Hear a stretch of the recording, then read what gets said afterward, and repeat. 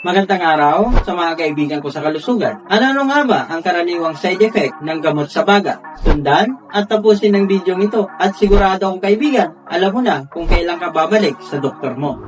Ako nga pala ulit ang iyong doktor, Dr. Bernal, na may mahabang experience na po sa paggagamot sa baga. Ang unang side effect ay yung pagkakaroon ng mga hypersensitivity reactions. Ano po ang ibig sabihin nun? Ang pagkakaroon ng mga pantal-pantal, pamumula ng balat, at pangangati ng mga balat po natin.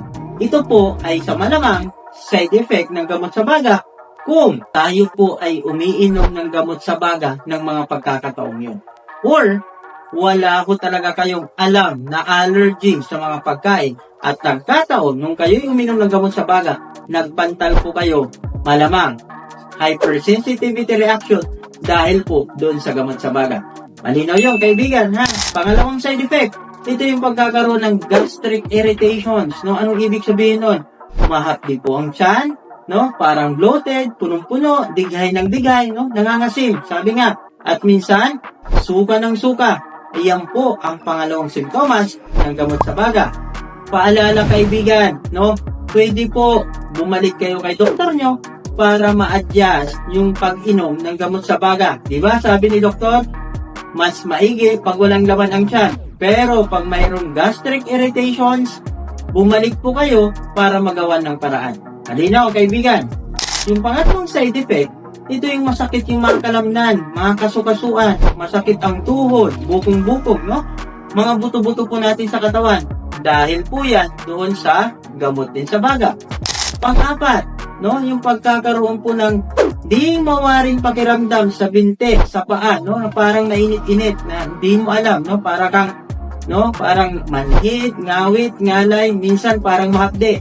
Side effect din po yan ng gamot sa baga, Pangalawa, sa panghuli, ito yung tinatawag namin sa English, flu-like symptoms. Ano yon? Parang may lagnat ka na hindi mo maintindihan, masakit ulit ang kalamnan, kasukasuan, may ubo na hindi mo maintindihan, Baka, side effect din yan ng gamot sa baga.